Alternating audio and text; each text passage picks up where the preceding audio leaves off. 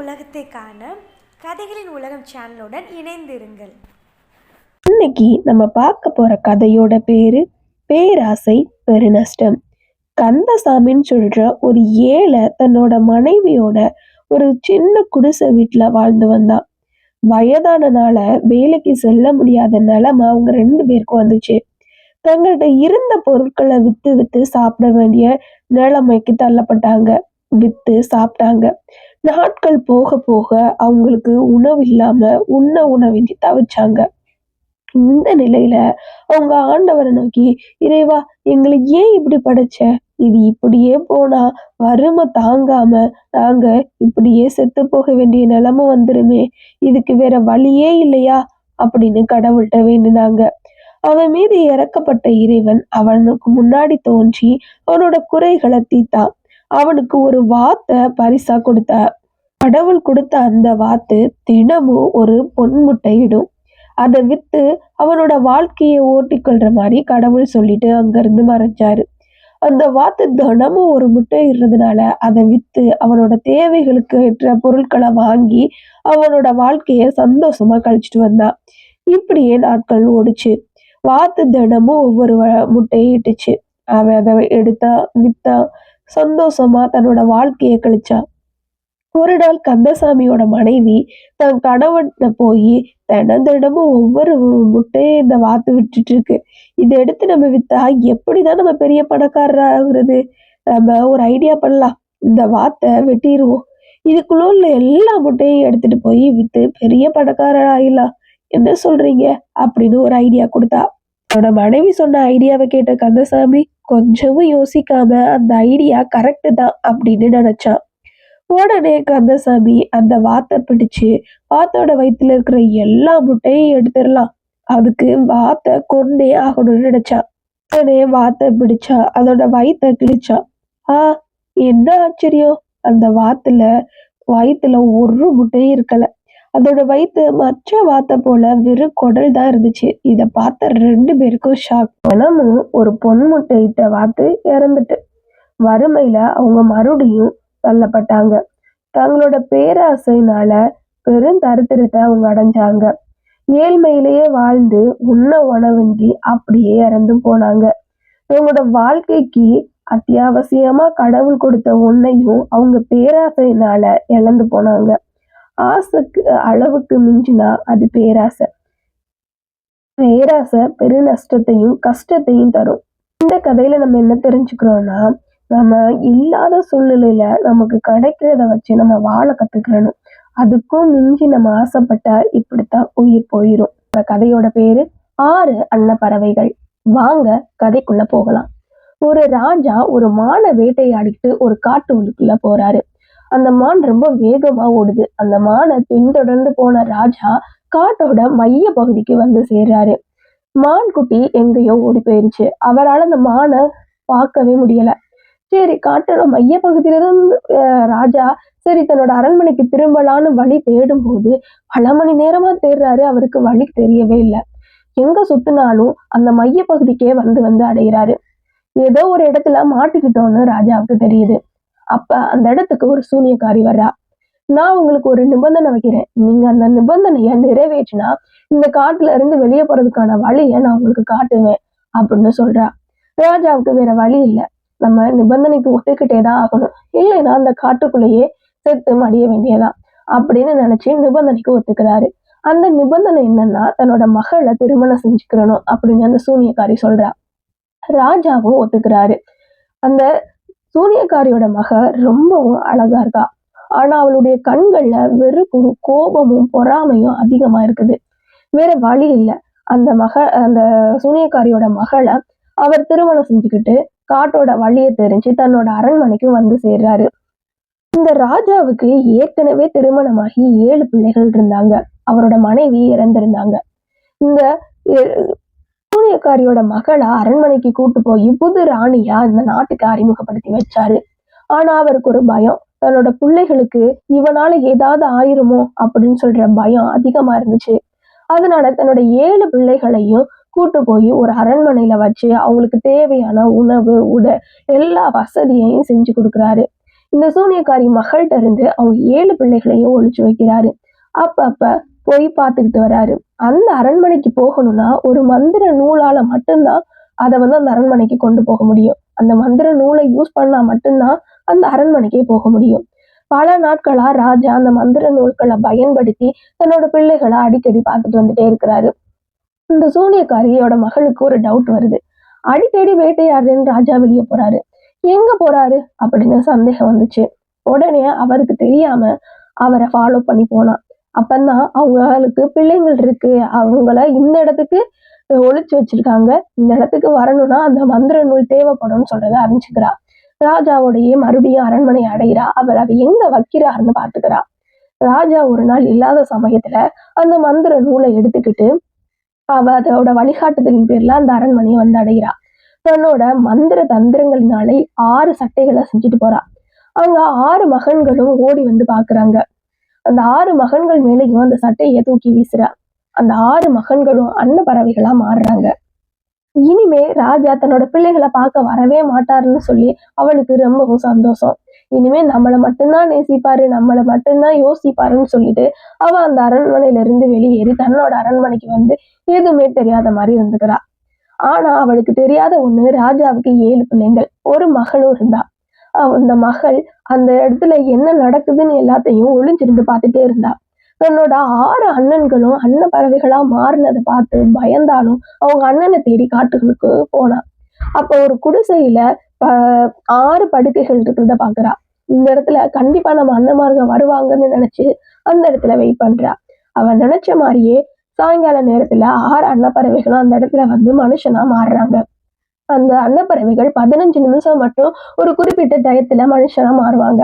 அப்ப அவங்க அண்ணன்மார்களை கட்டிப்பிடிச்சு இவ ரொம்பவும் அழுகிறா. இந்த சாபத்திலிருந்து விடுதலையாக நம்ம என்ன பண்ணணும் உங்களுக்கு தெரியுமா அப்படின்னு சொல்லி அழுகிறா. இந்த சாபத்தை நீக்கணும்னா அது ரொம்ப கஷ்டம், அதுக்கு ரொம்ப பாடுபட வேண்டியதா இருக்கும், உன்னால முடியாது அப்படின்னு அவங்க அண்ணன்மார்கள் சொல்றாங்க. ஆனாலும் இல்ல, நான் உங்களை காப்பாத்தியே ஆவே, நீங்க சொல்லுங்க அப்படின்னு சொல்றா. உடனே இந்த 6 சகோதரர்களும் சொல்றாங்க, 6 ஆண்டுகளுக்கு நீ பேசாம இருக்கணும். அது மட்டும் இல்லாம இந்த காட்டுக்குள்ள ஒரு நார்பூன்னு சொல்ற ஒண்ணு இருக்கு, அதை நீ எடுத்து 6 சட்டைகள் தைக்கணும், உன்னோட கையாலேயே தைக்கணும். அப்படி நீ தச்சா எங்களுடைய சாபம் 6 ஆண்டுகள் கழிச்சு போயிடும். அப்படி இடையில நீ யாருக்கிட்டையாவது பேசிட்டீன்னா நாங்க செத்து போயிடுவோம் அப்படின்னு சொல்றா. உடனே சரின்னு சொல்லி ஒரு பெரிய மரத்து மேல ஏறி அவ அந்த நார் சட்டைகளை நார் பூக்களை எடுத்துட்டு போய் சட்டையை தைக்க ஆரம்பிக்கிறா. அப்ப அந்த இடத்துல ஒரு இளவரசர் வர்றாரு. இவ ஒரு மரத்து மேல உட்கார்ந்து நார் பூக்களை வச்சு சட்டை தைச்சுக்கிட்டே இருக்கும்போது அந்த இளவரசர் அவரை பார்த்து அவளோட அழகுல மயங்குறாரு. ஏன் நீ இங்க இருக்க, இந்த காட்டுக்குள்ள நீ ஒரு ஆளா இருக்க, வழி தப்பி வந்துட்டியா அப்படின்னு பல கேள்விகளை அடிக்கிறாரு. ஆனா அவ எதுவுமே சொல்லாம அமைதியா அந்த சட்டையை தச்சுக்கிட்டே இருக்காரு. வா, நான் உன்னை கூட்டிட்டு போறேன்னு அவளை அந்த இடத்துல இருந்து பாதுகாப்பா தன்னோட அரண்மனைக்கு கூட்டு போறாரு. அவளை ரொம்ப பிடிச்சதுனால அந்த இளவரசர் திருமணம் செஞ்சுக்கிறாரு. ஆனா இந்த இளவரசோட அம்மாவுக்கு இது சுத்தமா பிடிக்கல. ஏன்னா அவ பேசாம இருக்கிறனால இவ ஒரு சூனியக்காரியா இருப்பாளோ அப்படின்னு அவங்க நினைக்கிறாங்க. அதனால தன்னோட மகனோட திருமணத்தை பிடிக்கலைனாலும் அது அவன் கட்டாயமா நான் பண்ணியே ஆவேன்னு சொன்னனால திருமணத்தையும் நடத்தி வைக்கிறாங்க. ஆனா இவன் முகத்திரையை கிழிச்சே ஆகணும்னு இளவரசோட அம்மா காத்துட்டு இருக்காங்க. இப்படியே 2 ஆண்டுகள் ஓடுது. அவங்களுக்கு ஒரு அழகான குழந்தையும் பிறக்குது. அந்த குழந்தைய இளவரசனோட அம்மா எடுத்து ஒளிச்சு வச்சுட்டு இவ அந்த குழந்தைய தின்னுட்டா அப்படின்னு இவ மேல பழிய போடுறாங்க. இவ தூங்கிக்கிட்டு இருக்கிற சமயத்துல கோழி ரத்தத்தை கொண்டுட்டு அவளுடைய வாயிலெல்லாம் அரைக்கி இவ குழந்தைய தின்னுட்டா, இவ ஒரு சூனியக்காரி அப்படின்னு அந்த அரண்மனையில உள்ள எல்லாத்தையும் சொல்றாங்க. இளவரசர் விசாரிக்கிறாரு. இவரால பேச முடியல. இவளுக்கு தெரியுது இளவரசரோட அம்மா தான் அந்த குழந்தைய எடுத்துட்டு போய் ஒரு இடத்துல சேஃப்டியா வச்சு வளர்க்குறாங்கன்னு தெரியுது. ஆனா அவளால சொல்ல முடியல. ஏன்னா சொன்னா தன்னோட சகோதரர்கள் இறந்துருவாங்கன்னு பயந்துட்டு எதுவுமே சொல்லாம இருக்கா. மறு ஆண்டு இன்னொரு குழந்தை பிறக்குது. அப்பவும் இளவரசரோட அம்மாவான ராணி அதே மாதிரி பண்றா. அப்பவும் அவளால ஒண்ணும் பண்ண முடியல. இளவரசரும் பொறுத்து போறாரு. மறுபடியும் ஒரு குழந்தை பிறக்குது. அதுதான் 6வது ஆண்டு. அவ யார்கிட்டையும் அதுவரை பேசல.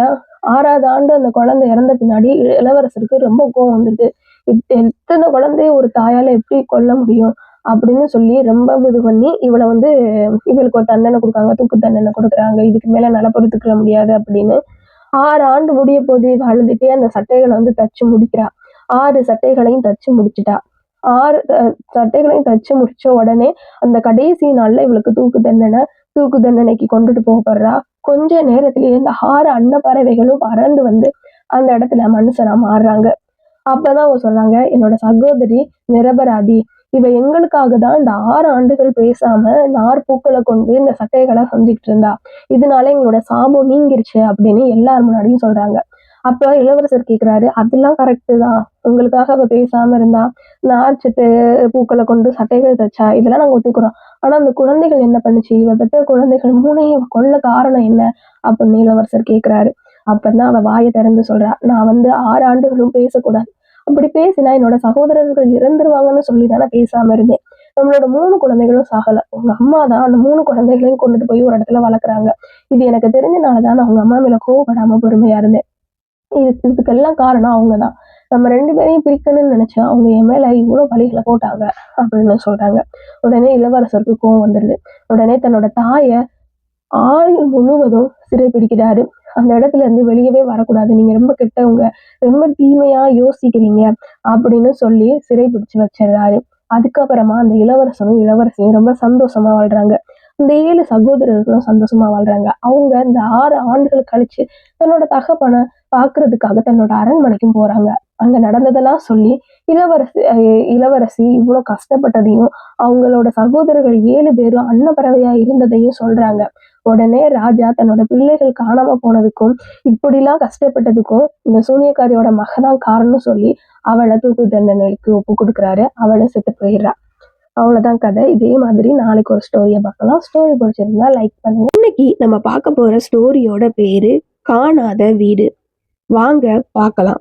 ஒரு அழகான கிராமம். அந்த கிராமத்துல மாணிக்கம் சொல்ற அப்பாவுக்கு 2 ஆண் பிள்ளைகள் இருந்தாங்க.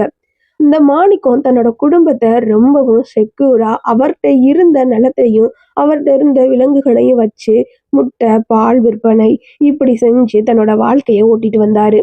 அந்த 2 மகன்களுக்கும் திருமண வயது ஆன உடனே அவரோட கடமைய கரெக்டா செஞ்சு முடிச்சாரு. 2 பேருக்கும் திருமணம் பண்ணி வச்சாரு. மகன்கள் தன்னோட கிராமத்துல சின்ன சின்ன வேலைகளை செஞ்சுட்டு வருவாங்க. அப்பாவும் தன்னிட்ட இருந்த கோழி, ஆடு, மாடு இதுகளை வச்சு முட்டை வியாபாரம், பால் வியாபாரம் இப்படி செஞ்சு தங்களோட குடும்பத்தை நடத்திட்டு வந்தாங்க. இப்படியே சில ஆண்டுகள் ஓடுச்சு. சில ஆண்டுகளுக்கு அப்புறமா அந்த மாணிக்கத்துக்கு ரொம்பவும் வயசாச்சு. சரி, தன்னிட்ட இருக்கிற விலங்குகளை பங்கு பிரிச்சு கொடுத்துடலாம் அப்படின்னு தன்னோட 2 மகன்களையும் 2 மருமக்கள்களையும் அழைச்சாரு. உடனே மருமக்கமாரு, இவர்கிட்ட இருக்கிற சொத்தை பிரிச்சு வேற கொடுக்க போறாரா அப்படின்னு நக்கலா கேட்டாங்க. ஆனாலும் அவர் சொன்னாரு, இல்லம்மா, என்கிட்ட இருக்கிற இந்த வீட்டையும் இந்த விலங்குகளையும் நான் பத்திரமா ஒருத்தவங்கள்ட்ட கையில கொடுத்துட்டேன்னா நான் நல்லபடியா போய் கடவுள்கிட்ட அடைஞ்சிருவேன் அப்படின்னு சொன்னாரு. சரி அப்படின்னு சொன்ன மகன்கள், என்னப்பா சொல்லுங்க அப்படின்னு சொன்னாங்க. நம்மள்ட்ட இருக்கிற 6 கோழிகள்ல ஆளுக்கு 3 கோழிகளை எடுத்துக்கிறோங்க. நம்மள்ட்ட இருக்கிற 4 ஆடுகள்ல ஆளுக்கு 2 எடுத்துக்கிறோங்க. நம்மள்ட்ட இருக்கிற 2 மாடுகள்ல ஆளுக்கு 1 எடுத்துக்கிறோங்க அப்படின்னு சொன்னாரு. உடனே மருமகள்கள், சரி சரி, அதெல்லாம் பங்கு பிரிச்சது போதும், இந்த வீடு யாருக்கு அப்படின்னு கேட்டாங்க. உடனே அவர் சொன்னாரு, என்கிட்ட இருக்கிறது 2 வீடு இல்ல, ஒரே வீடு. இத நான் இந்த மகனுக்கா அந்த மகனுக்கான்னு நான் கொடுக்க முடியாது. 2 மகன்களுக்குமே எனக்கு வேணும். அதனால இந்த வீட்டுல நீங்க 2 பேருமே கடைசி வரைக்கும் ஒற்றுமையா வாழுங்க. உங்களுக்கு செல்வம் அதிகரிச்ச பின்னாடி நீங்களே முடிவு பண்ணி இந்த வீட்டை யாராவது எடுத்துக்கிட்டு இன்னொருத்தர் வெளியே ஒரு சொந்த வீடு வாங்கிக்கிறீங்க அப்படின்னு சொன்னாரு. இது இந்த மருமக்களுக்கு பிடிக்கவே இல்லை. என்னது, இதுல 2 பேரும் வாழணுமா? இந்த குட்டி வீட்டுல ஒரு ஆள் வாழ்றதுக்கே பத்தாது, இதை நாங்க 2 பேரும் எடுத்துக்கிறோமா? இவரு நல்லா சொத்தை பிரிக்கிறாரு போ அப்படின்னு தங்க மனசுக்குள்ள நினைச்சுக்கிட்டாங்க. கொஞ்ச நாளுக்கு அப்புறம் இந்த மாணிக்கம் இறந்து போனாரு. இவங்க 4 பேரும் அந்த வீட்டுல கொஞ்ச நாள் வாழ ஆரம்பிச்சாங்க. அப்பா இறந்து 2 வாரம் கூட ஆகல. அந்த மருமக்கள் 2 பேருக்கும் சண்டை வர ஆரம்பிச்சிச்சு. என்ன, நீ உன் பொருளை இங்க வச்சிருக்க, இல்ல நீ தான் உன்னோட பொருளை இங்க வச்சிருக்கன்னு மாத்தி மாத்தி சண்டை போட ஆரம்பிச்சாங்க. இந்த வீடு சின்னது, இது எங்களுக்கே பத்தாது, அதனால நீ உன்னோட கணவனைய கூட்டுக்கிட்டு வீட்டை விட்டு வெளியேறு அப்படின்னு மூத்தவ சொன்னான். இல்ல நாங்க எதுக்கு வெளியேறணும், நாங்க தான் இந்த வீட்டுல இருப்போம், வேணும்னா நீங்க வெளியே போங்க அப்படின்னு சின்னவ சொன்னான். இதெல்லாம் பார்த்தாங்க அந்த 2 மகன்களும். தன்னோட மனைவிகளை கொஞ்சம் சும்மா இருங்கன்னு சொன்னாங்க. அவங்க கேட்கிற பாடா இல்ல. 2 பேரும் ரொம்பவும் சண்டை போட ஆரம்பிச்சாங்க. எனக்கு உனக்குன்னு சொல்ற சண்டை அதிகமா வந்துச்சு. சரி, ஓகே, நமக்குள்ள இந்த இதை பிரிக்க முடியாது. நம்ம இந்த கிராமத்தோட மூத்த பாட்டிகிட்ட போவோம். அவங்க நம்மள யாரை இந்த வீட்டுல இருக்க சொல்றாங்களோ அவங்க இந்த வீட்டுல இருப்போம், மத்தவங்க வெளியேறி போயிடலாம் அப்படின்னு சொல்லி பாட்டியை நோக்கி போனாங்க. 4 பேரும் பாட்டிய போய் பாட்டிக்கு வணக்கம் சொல்லிட்டு நின்றாங்க. பாட்டிக்கு இவங்க வந்ததோட காரணம் புரிஞ்சுச்சு. என்னடா, உங்க அப்பா இறந்து 2 வாரம் தான் ஆகுது, அதுக்குள்ள வீட்டுக்கு சண்டை போட்டு இப்படி வந்து நிக்கிறீங்களா அப்படின்னு கேட்டாங்க. எப்படி பாட்டி, நாங்க வீட்டுக்கு சண்டை போட்டு தான் உங்கள்ட்ட வந்தோன்னு நீங்க கண்டுபிடிச்சீங்க அப்படின்னு கேட்டாங்க. என் அனுபவத்துல எத்தனை பேரை பார்த்திருக்கேன். சரி சொல்லுங்க, என்ன வேணும் அப்படின்னு கேட்டாங்க பாட்டி. நான் தான் இருப்பேன் அப்படின்னு மூத்தவன் சொன்னான். இல்ல இல்ல, நான் தான் இருப்பேன், அந்த வீடு சின்ன வீடு அப்படின்னு இளையவன் சொன்னான். சரி சரி நிறுத்துங்க, இப்ப இதுல யாருக்கு வேணும்னு சொல்றது தானே பிரச்சனை. இன்னைக்கு நீங்க வீட்டுக்கு போங்க, உங்களோட கோழிகளை மட்டும் உங்களோட வச்சு நைட்டு ஃபுல்லா தூங்குங்க, அடுத்த நாள் வாங்க, நான் இதுக்கு தீர்வு சொல்றேன் அப்படின்னு பாட்டி சொல்லி அனுப்புனாங்க. என்ன, வீடு யாருக்குன்னு சொல்லி கேட்க வந்தா கோழிகளை கூட்டு படுக்க சொல்றாங்க பாட்டி. சரி, ஏதோ ஒண்ணு பண்றாங்க அப்படின்னு 4 பேர் எதிர்த்து பேச மனசு இல்லாம திரும்பி வீட்டுக்கு வந்தாங்க. அன்னைக்கு நைட்டு தங்களோட 6 கோழிகளையும் தங்களோடய படுக்க வச்சாங்க. கோழிகளோட கொக்கரிப்பும் அதோட சவுண்டும் அந்த வாடையும் உங்களுக்கு பிடிக்கல. என்ன, இது காத்துக்குள்ள இருந்து கத்திக்கிட்டே இருக்குது அப்படின்னு மூத்தவ சொன்னா. ஐயோ, இது என் மேல வந்து நிக்குது அப்படின்னு இளையவ சொன்னா. இப்படியே நைட்டு ஃபுல்லா அந்த கோழியோட சவுண்ட்லையும் வாடையிலையும் உங்களுக்கு தூக்கமே வரல. விடிஞ்ச உடனேயே வேக வேகமா கிளம்பி அந்த பாட்டிகிட்ட போனாங்க. என்ன, சொல்லுங்க, என்ன நைட்டு ஃபுல்லா தூங்கல போல அப்படின்னு பாட்டி கேட்டாங்க. ஆமா பாட்டி, நைட்டு ஃபுல்லா தூக்கமே வரல, இந்த கோழிகளோட சவுண்டு எங்களை தூங்கவே விடல. இப்ப சொல்லுங்க, அந்த வீடு யாருக்கு அப்படின்னு 4 பேரும் கேட்டாங்க.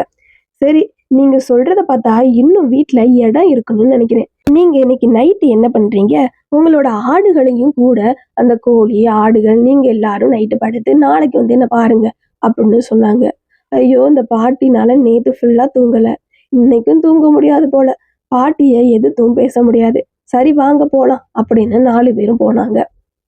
4 பேரும் அன்னைக்கு நைட்டு தங்களோட ஆடுகளையும் கூட வச்சுக்கிட்டாங்க. ஐயையோ, 4 பேராலையும் தூங்கவே முடியல.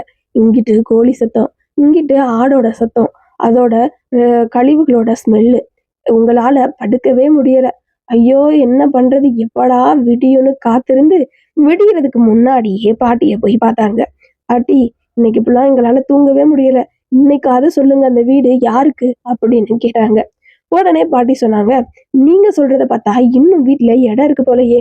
நீங்க இன்னைக்கு நைட் என்ன பண்றீங்க, ஆடு மாடு அப்புறம் கோழி இதுகள் எல்லாத்தையும் வச்சு 1 வாரம் ஃபுல்லா தூங்குங்க, அதுக்கப்புறம் வந்து என்னை பாருங்க அப்படின்னு சொல்லி அனுப்பிச்சாங்க. ஐயோ, இது என்ன சோதனையா போச்சு, 2 நாளா தூங்கல, இப்ப அந்த மாடை வேற உள்ளக்க கட்டணுமா, என்னதான் பண்ண போறோமோ தெரியலையே, இந்த பாட்டி எதுக்குத்தான் இதை செய்யறாங்கன்னு ஒண்ணும் புரிய மாட்டேங்குதே அப்படின்னு சொல்லி மறுபடியும் வீட்டுக்கு வந்தாங்க. வீட்டுக்கு வந்த அவங்க ஆடு மாடு கோழி எல்லாத்தையும் வீட்டுக்குள்ள வச்சாங்க. இங்கிட்டு கோழியோட சத்தம் கொக்கரிப்பு கேட்டுக்கிட்டே இருந்துச்சு, இங்கிட்டு ஆடோட சத்தம் அதோட ஸ்மெல்லு, இங்கிட்டு மாடோட சவுண்டு, அதோட எல்லா கத்தலும் ஒரு சந்தைக்குள்ள நுழைஞ்சா இருக்கிற இறைச்சல் மாதிரி அவங்களுக்கு கேட்க ஆரம்பிச்சிச்சு. அவங்களால கண்ணை பொத்தவே முடியல. அதோட கழிவுகளோட ஸ்மெல்லும் அவங்களால அந்த வீட்டுக்குள்ள இருக்கவே முடியல. அது ஒரு மினி கொட்டகையாவே மாறி இருந்துச்சு. இவங்கள 4 பேராலையும் அந்த வீட்டுக்குள்ள தூங்கவே முடியல. 2 நாளா தூக்கம் இல்லாத இவங்களுக்கு மறுபடியும் மறுபடியும் தூக்கம் இல்லாம 3வது நாள் தங்க வீட்டோட திண்ணையில 4 பேரும் படுத்து தூங்குனாங்க. அன்னைக்கு நைட்டு கொசு கடிச்சாலும் அவங்க இருந்த களைப்புல குளிர்ல நடுங்கிக்கிட்டே தூங்க ஆரம்பிச்சாங்க. அதே போல அந்த 1 வாரம் முழுவதும் கோழியும் ஆடும் மாடும் வீட்டுக்குள்ள இருந்துச்சு. இவங்க 4 பேரும் திண்ணையில நிலாவை பார்த்துட்டு ஒருத்தருக்கு ஒருத்தர் ஹெல்ப் பண்ணிக்கிட்டு அந்த கொசு கடியிலையும் அந்த குளிர்லையும் தங்களோட ஒற்றுமையா 2 பேரா படுக்க ஆரம்பிச்சாங்க. 1 வாரம் இப்படியே ஓடுச்சு. மறுபடியும் பாட்டிய பார்க்க போனாங்க. என்ன, நல்லா தூங்கியிருப்பீங்க போல அப்படின்னு கேட்டாங்க பாட்டி. பாட்டி, நீங்க இதெல்லாம் எதுக்கு பண்ணுனீங்கன்னு எங்களுக்கு புரிஞ்சுச்சு. எங்களோட வீடு ரொம்ப பெருசுதான், எங்களோட மனசுதான் ரொம்ப சின்னதா இருந்துச்சு. அந்த ஆடு கோழி மாடு எல்லாத்தையும் வச்சுக்கிட்டு எங்களால உள்ள படுத்து தூங்க முடியல. நாங்க இந்த 1 வாரமா வெளியே தான் படுத்து தூங்கினோம். இந்த 1 வாரமும் நாங்க அட்ஜஸ்ட் பண்ணிக்கிட்டு ஒருத்தருக்கு ஒருத்தர் உதவிக்கிட்டு படுத்து எந்திரிச்சோம். இதே இது நாங்க அந்த வீட்டுக்குள்ள ஏன் இருக்க முடியாதுன்னு எங்களுக்குள்ளேயே கேள்வி வந்துச்சு. இனிமே நாங்க 2 பேரும் ஒற்றுமையோட அந்த வீட்டுக்குள்ளேயே இருந்துக்கிறோம் பாட்டி, எங்க மனைவிமாரும் எதுவும் சொல்ல மாட்டாங்க அப்படின்னு 2 பேரும் சொன்னாங்க. உங்களுக்கு என்னம்மா சரிதானே அப்படின்னு பாட்டி கேட்டாங்க. சரிதான் பாட்டி, நாங்கள் இந்த ஒரு வாரம் வெளியே படுத்ததே எங்களுக்கு நிம்மதியாக இருந்துச்சு. இந்த வீடு சின்னதுன்னு நாங்கள் நினச்சிக்கிட்டு இருந்தோம். இந்த வீடு பெருசு தான், எங்கள் மனசு தான் சிரிச்சு, எங்களோட தவறை நாங்கள் உணர்ந்துட்டோம் அப்படின்னு சொன்னாங்க. சரி சரி, இனியாவது ஒற்றுமையோட வாழுங்க அப்படின்னு சொல்லி பாட்டி அவங்கள அனுப்பி வச்சாங்க. இந்த கதையிலிருந்து என்ன தெரிஞ்சுக்கிறோம்னா, எந்த ஒரு இடமும் சிறுசு இல்லை, நம்மளோட மனம் மட்டுமே சிறுசா இங்கே இருக்குது. இந்த கதை உங்களுக்கு பிடித்திருந்தால் லைக் பண்ணுங்கள், சப்ஸ்கிரைப் பண்ணுங்கள், எல்லாருக்கும் ஷேர் பண்ணுங்கள். தேங்க்யூ ஃபார் வாட்சிங். We will see in the next video.